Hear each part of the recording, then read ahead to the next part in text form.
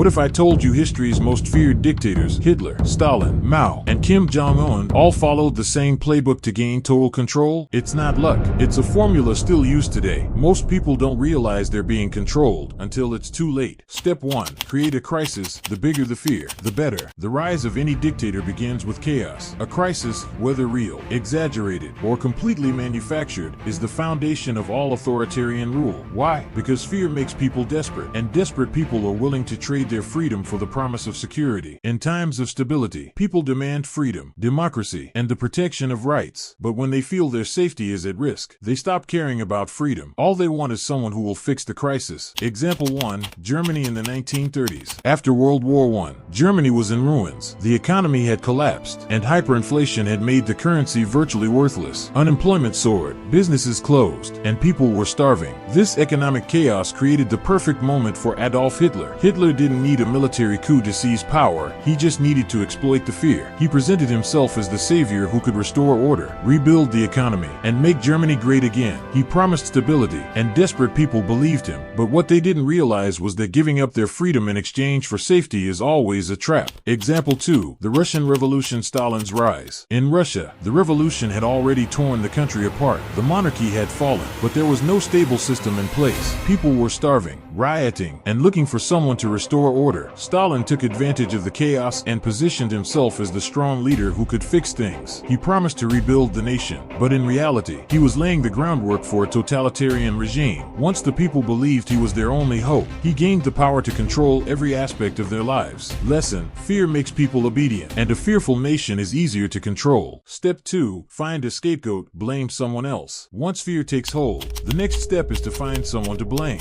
Dictators need a common enemy, someone to rally the people against. Why? Because when people focus on fighting an enemy, they stop questioning their leader. Example 1. Hitler's use of the Jewish population. In Nazi Germany, Hitler didn't just use fear of the economic crisis to gain power. He created a scapegoat, the Jewish population. Hitler blamed the Jews for Germany's problems, from the loss of World War I to the economic collapse. By doing this, he united the people in their hatred of a common enemy, making them easier to control. Example 2. Mao Zedong, the counter-revolutionaries. In China, Mao didn't blame a specific ethnic group. Instead, he created internal enemies. He labeled anyone who opposed his policies as a counter-revolutionary. During the Cultural Revolution, Mao targeted intellectuals, former leaders, and anyone who disagreed with him, accusing them of trying to destroy China. By using this tactic, Mao united the masses, but it came at a great cost. Millions of lives were destroyed in the process. Lesson: a scapegoat keeps people distracted, so they won't question the leader's authority. Step 3. Control the information. Rewrite history. Now that people are scared and distracted, the next step is to control the flow of information. Dictators need to rewrite history, control the media, and manipulate what people know. Why? Because when people don't know the truth, they can't resist the leader's agenda. Example 1. Stalin's photo manipulation. One of the most chilling ways Stalin controlled information was by literally erasing people from history. If someone fell out of favor,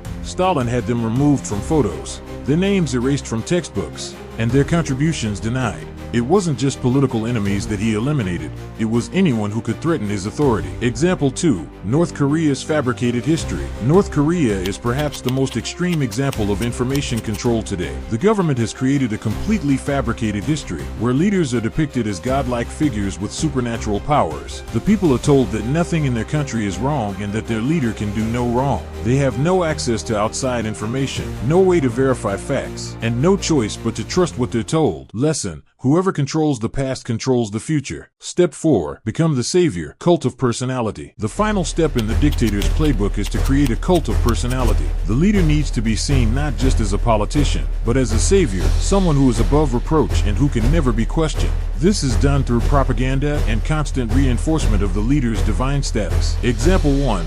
Mussolini's fascist Italy. Mussolini's image was everywhere in Italy. His face appeared on posters, newspapers, and even public buildings. Mussolini flooded the country with his image to make sure that no one could forget him. His speeches were filled with dramatic gestures, and he presented himself as the only one capable of saving Italy. Example 2. Kim Jong-un's divine status. In North Korea, Kim Jong-un cultivated an even more extreme version of the cult of personality. The people were told that their leader could control the weather and that he never made mistakes. Children were taught that he was perfect in every way. His image was worshipped, and anyone who dared to challenge his authority was punished. Lesson: when people people believe their leader is a savior, they are less likely to question his authority. Conclusion: can it happen again? These steps have been repeated throughout history, from ancient times to today. And here's the frightening part: they are still being used today. Final takeaways: fear makes people obedient. A scapegoat keeps them distracted. Controlling information allows dictators to manipulate the truth. A leader who is seen as a savior becomes unchallengeable. Dictators use these steps over and over, manipulating the public and consolidating their power. It's a formula that's worked for centuries, and it's one that we need to be aware of. These stories aren't just history, they're warnings. Want more stories of power, control, and the truth behind dictators? Hit like, subscribe, share.